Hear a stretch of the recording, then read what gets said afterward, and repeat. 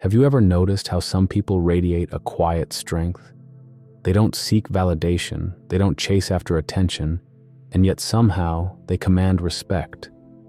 There's something magnetic about them, a kind of inner peace that draws people in rather than pushes them away. What's their secret? It's not what they're doing, it's what they're not doing. These rare individuals have discovered something that most people spend their entire lives avoiding: the power of conscious solitude.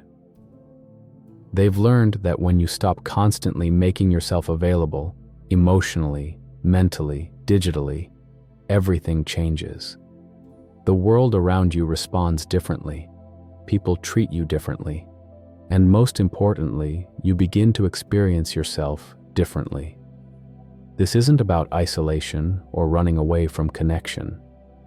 It's about something much deeper, something Carl Jung understood when he wrote about individuation, the process of becoming whole and complete in yourself. Jung recognized that our constant availability to others often comes at the expense of our relationship with ourselves. Today, we're going to explore why being alone, truly alone with yourself, might be the most transformative experience you're avoiding. We'll uncover why solitude frightens us, how it reshapes our relationship with ourselves and others, and why those who master it seem to possess an almost supernatural power over their lives. If you've ever felt drained by constant connection, if you've ever sensed that something essential is missing in your life despite being surrounded by people, this video is for you. Because when you discover the power of conscious solitude, everything changes. Let's be honest, being alone terrifies most people. In a world where your social media presence practically defines your existence, where being unreachable for even an hour seems unthinkable, solitude has become something we actively avoid. We fill every moment with noise, with connection, with distraction, anything to escape the silence of our own company. But why? What is it about being alone that generates such profound discomfort? Jung believed it was because in solitude, we finally meet ourselves. And that meeting can be jarring. When the notifications stop, when the voices of others fade away, when there's no one to perform for, what remains? Who are you when no one is watching? What thoughts arise when there's no one to share them with? What emotions surface when there's no one to validate them? These questions terrify us because many of us have spent our entire lives developing what Jung called a persona, the social mask we wear to be accepted. We've become so identified with how others see us that we've forgotten who we are beneath these layers of social performance. This is why the thought of spending a weekend alone, taking a solo trip, or even turning off your phone for a day can trigger anxiety. It's not the loneliness you fear, it's the confrontation with your authentic self. Think about it. How often do you reach for your phone the moment you feel a hint of boredom or discomfort? How quickly do you fill silence with noise? How rarely do you allow yourself to simply be without external validation or distraction? But here's what Jung understood. This avoidance comes at a tremendous cost. The more you run from solitude, the more you become a stranger to yourself. And the more you become a stranger to yourself, the more you depend on others to tell you who you are, what you should want, and how you should live. The irony is painful. In our desperate attempt to stay connected, we've disconnected from the one relationship that matters most, the relationship with ourselves. But those who have discovered the power of conscious solitude know something different. They've learned that what waits on the other side of this fear isn't emptiness, it's fullness. Not isolation, but integration. Not weakness, but a kind of power that cannot be taken away. In the next part, we'll explore the profound difference between running away from people and consciously withdrawing to reconnect with yourself. Because one is escape, the other is return. There's a profound difference between running away from people and consciously withdrawing to reconnect with yourself. One is escape, the other is return. Jung wrote extensively about the necessity of periodic withdrawal from the social world. He believed that true psychological development, what he called the individuation process, required times of retreat, reflection, and reconnection with our inner landscape. This isn't about becoming a hermit. It's about creating sacred space for yourself where external voices cannot penetrate.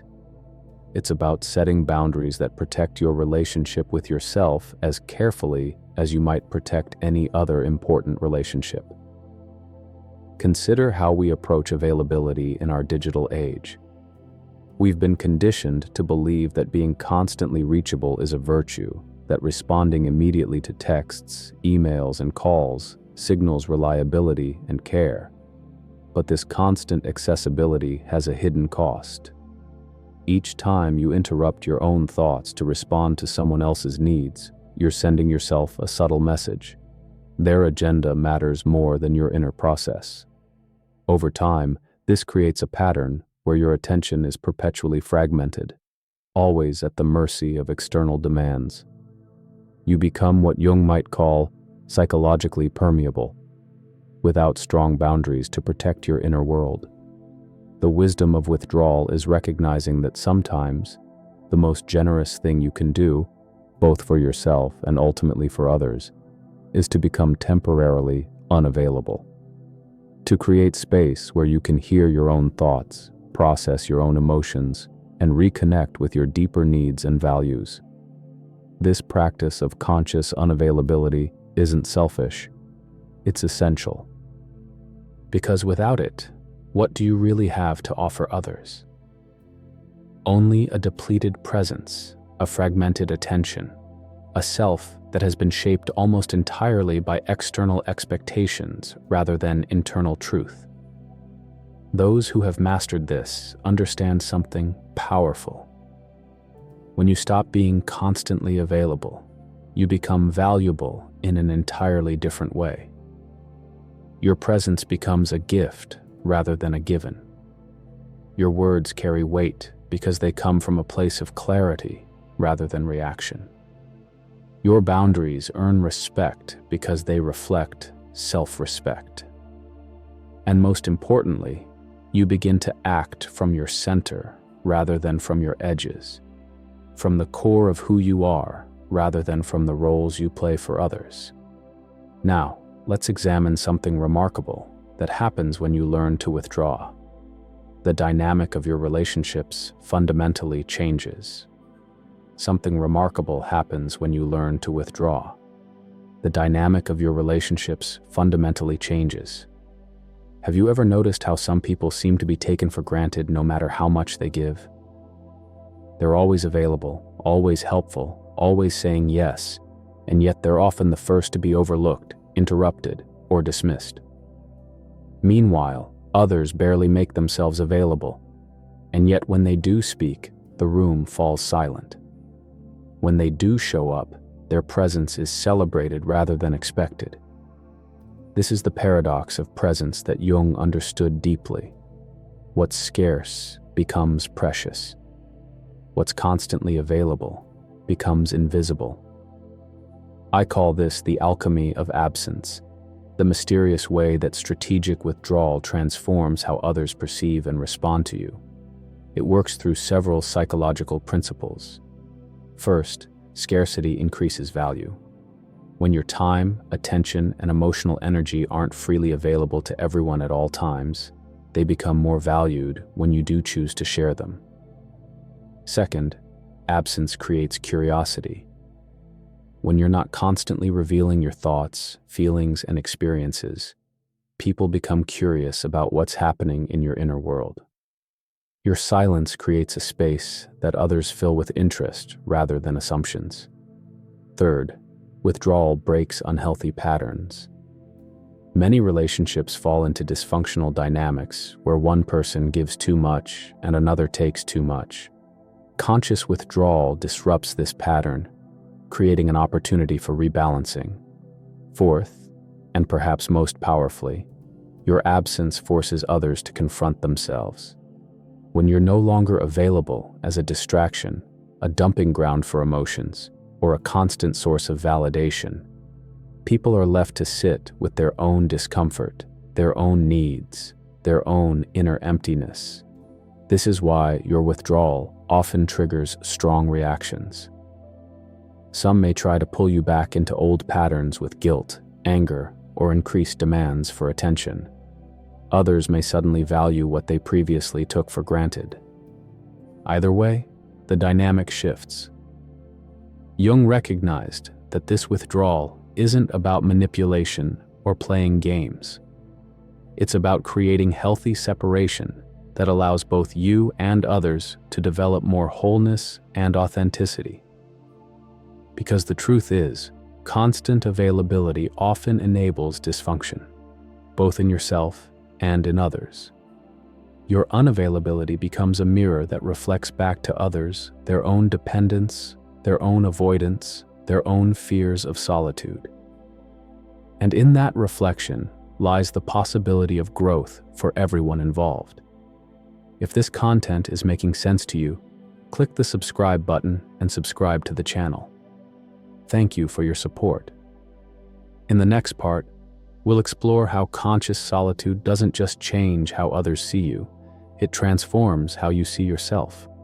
Conscious solitude doesn't just change how others see you, it transforms how you see yourself. In the silence of your own company, something revolutionary begins to happen.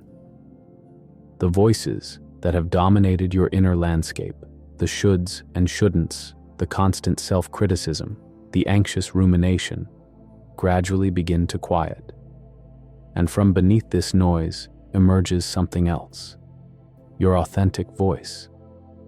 Jung believed that beneath our social conditioning lies what he called the self, our true nature, our wholeness, our unique individual essence. This self isn't something we need to create or achieve. It's something we need to uncover, to remember, to return to. But this uncovering can only happen in the space of solitude. Only when external expectations fall away can you begin to distinguish between who you've been told to be and who you actually are. This is why regular periods of conscious solitude are so transformative. They allow you to detach from the roles you play, the masks you wear, and the identities you've constructed to please others. In their place, you begin to recognize deeper truths about yourself, your authentic values, desires, and purpose. You start to notice how much of what you've been pursuing wasn't chosen by you at all, but inherited from family, culture, and society. You realize how many of your preferences are actually adaptations to what others wanted from you. You see how many of your emotional reactions are conditioned responses rather than authentic expressions. This recognition can be disorienting at first. You might feel like you're losing your sense of self. But what you're actually losing is your identification with the persona, the social mask that Jung warned could suffocate the authentic self if mistaken for the totality of who you are. As this happens, something remarkable emerges. A new kind of inner authority. You begin to trust yourself in a way that isn't dependent on external validation. Your sense of worth becomes grounded in self-knowledge rather than others' approval. Your decisions flow from internal clarity rather than external pressure. This is the true power of conscious solitude. Not isolation from others, but integration within yourself. Not withdrawal from life, but a more authentic engagement with it. Not selfishness, but the discovery of a self worth sharing. And from this integrated place, everything changes. Your relationships become choices rather than needs. Your work becomes expression rather than validation. Your life becomes a creation rather than an imitation. Now let's examine the shadow side of our culture's obsession with constant connection and how it prevents us from experiencing true intimacy. Our culture celebrates connection. We're told that happiness comes from rich relationships, that success depends on strong networks, that loneliness is a health risk worse than smoking. And there's truth in all of this, but what this narrative misses is the shadow side of constant connection, the ways in which our perpetual availability to others can actually prevent true intimacy, authentic expression, and meaningful contribution. Jung was particularly interested in what he called the shadow, the disowned aspects of ourselves that we repress or deny. And there's a profound shadow side to our cultural avoidance of solitude. When we never step back from social engagement, when we're constantly performing for an audience, whether in person or online, we develop what psychologists now call a false self, a carefully curated version of who we are that's designed to maximize approval and minimize rejection. Over time, this false self becomes increasingly disconnected from our authentic feelings, needs, and experiences. We find ourselves saying yes when we mean no, smiling when we feel sad, agreeing when we actually disagree, all to maintain connection and avoid the discomfort of potential conflict or rejection. The tragic result is that while we appear more connected than ever, many people report feeling profoundly alone, even in the company of others, because true connection can only happen from authenticity, and authenticity requires the courage to sometimes stand apart. This is the great paradox. Sometimes we need disconnection in order to truly connect. We need the clarity that comes from solitude in order to bring our whole selves to our relationships, rather than just the parts we think others want to see. Without this clarity, we end up in relationships where we're physically present, but emotionally absent. We give others access to our time and attention, but not to our truth. We perform intimacy rather than experience it. Jung would likely view our contemporary fear of missing out, FOMO, as a symptom of this disconnection from self. When you don't know who you are or what truly matters to you, every invitation feels like an opportunity you can't afford to decline. Every notification feels urgent. Every trend feels worth following. But those who have discovered the power of conscious solitude experience something different. JOMO, the joy of missing out. The quiet pleasure of declining distractions in favor of connection with yourself. The freedom of curating your social engagement based on what truly nourishes you, rather than what simply prevents you from being alone. And paradoxically, this selective engagement ultimately leads to deeper connection. Because when you do choose to be with others, you bring a self-worth sharing, clear, centered, and authentic. In the next segment, I'll share practical ways to begin cultivating conscious solitude in a world designed to keep us constantly connected and available. So how do we begin? How do we cultivate this conscious solitude in a world designed to keep us constantly connected, constantly distracted, constantly available? It starts with small acts of courageous withdrawal, moments where you choose your relationship with yourself over the pull of external demands, spaces where you allow yourself to simply be rather than constantly do. Here are some practices to consider. Digital detox. Set boundaries around technology. Create times when notifications are turned off, when social media is inaccessible, when email can wait. These aren't just breaks from distraction. They're appointments with yourself. Solo rituals. Develop regular practices that you do alone. This might be morning journaling, evening walks, weekend hikes, or seasonal retreats. The specific activity matters less than the intention, to be fully present with yourself. Comfort with silence. Practice sitting in silence without reaching for distraction. Start with just 5 minutes and gradually extend the time. Notice the discomfort that arises and resist the urge to escape it. What's on the other side of that discomfort is often profound insight. Mindful solitude. Distinguish between being physically alone and being mentally present with yourself. You can be surrounded by people yet still maintain inner solitude through mindful awareness of your own experience. Boundary setting. Learn to say no without over-explaining or apologizing. Practice phrases like, "That doesn't work for me," or "I need some time for myself." Notice the discomfort of setting boundaries and recognize it as growing pains rather than a signal to retreat. Self-witnessing. Develop the capacity to observe your own thoughts, emotions, and reactions without immediately acting on them or sharing them. This inner witnessing creates space between stimulus and response, between feeling and expression. Creative solitude. Engage in creative practices that connect you with your inner world, writing, drawing, movement, music, without concern for how these expressions will be received by others. These practices aren't about isolating yourself from connection. They're about developing the inner resources that make meaningful connection possible. They're about becoming someone who chooses connection from wholeness rather than seeking it from emptiness. Jung believed that we can only give to others what we have first established within ourselves. Conscious solitude is how we establish that inner foundation, the self-knowledge, self-acceptance, and self-reliance that allow us to engage with others from a place of authenticity rather than need.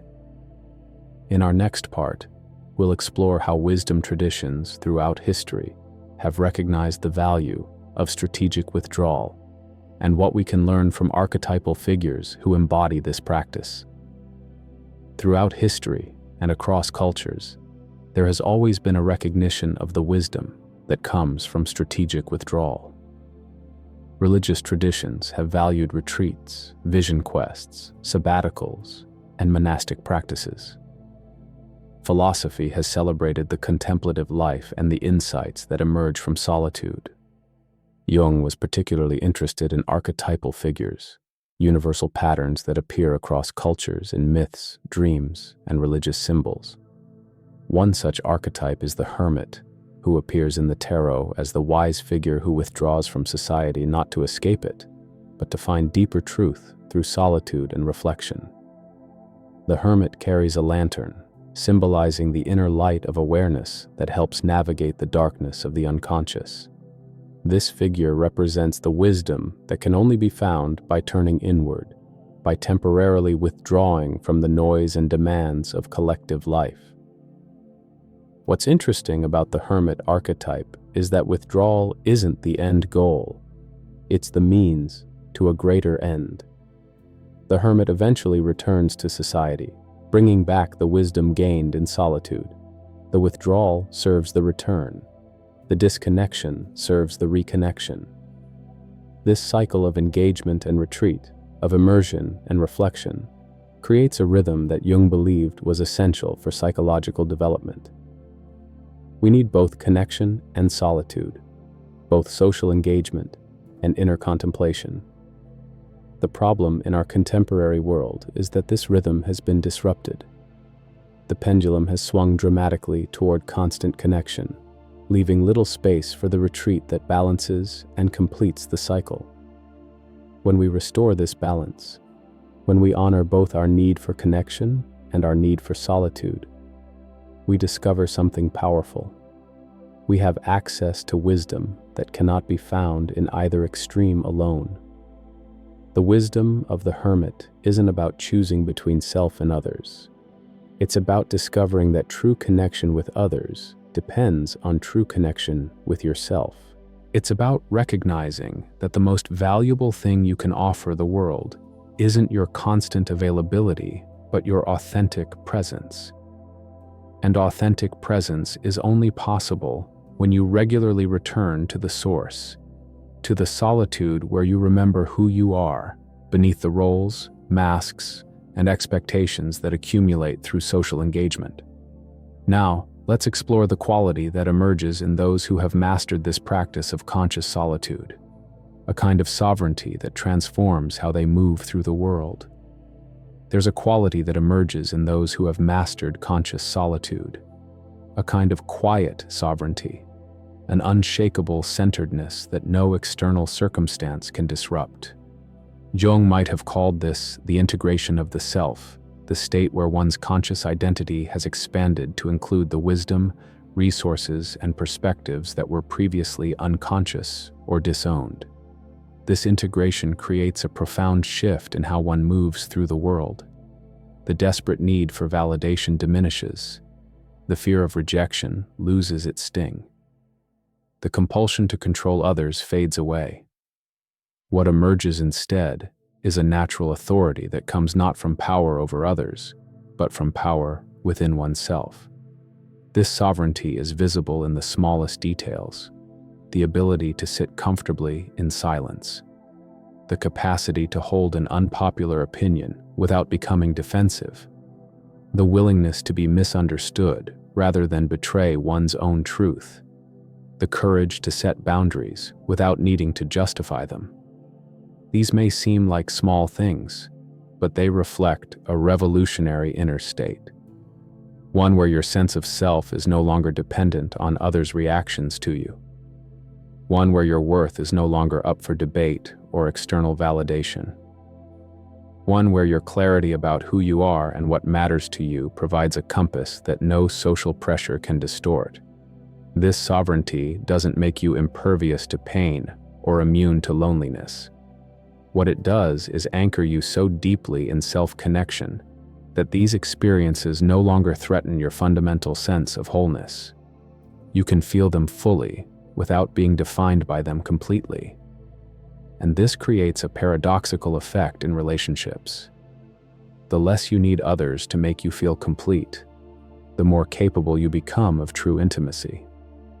The less you use relationships to escape loneliness, the more you can be genuinely present with another person. The less you depend on external validation, the more authentically you can both give and receive love. This is the ultimate gift of conscious solitude, not independence from connection, but interdependence within it. Not isolation from others, but integration within yourself that makes meaningful connection possible.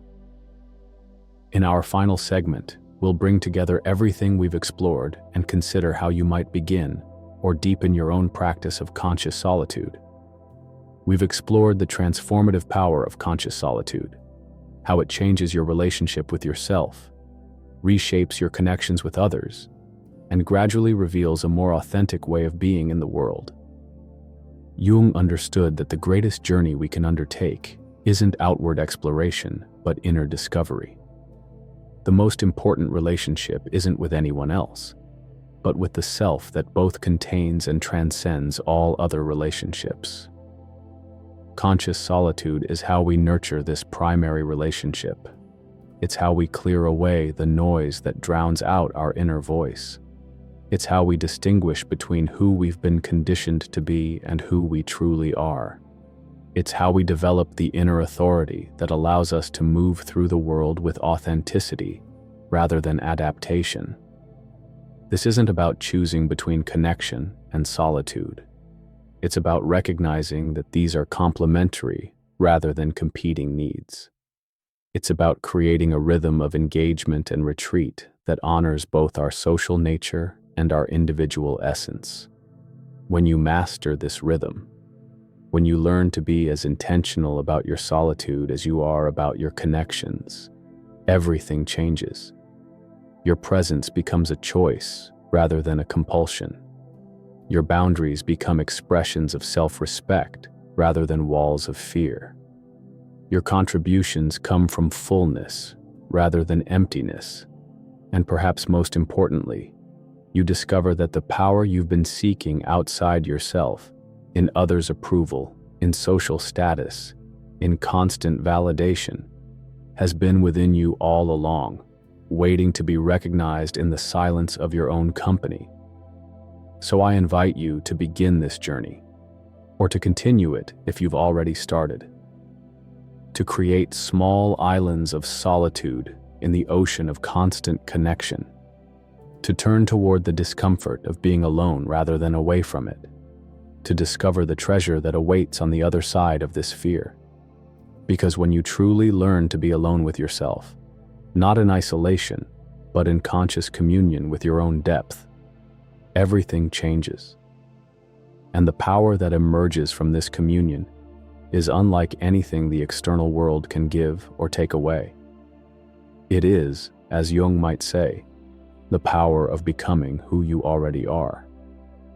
If this video resonated with you, I'd love to hear about your experience with conscious solitude in the comments below.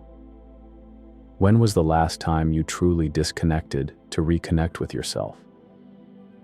What did you discover in that space?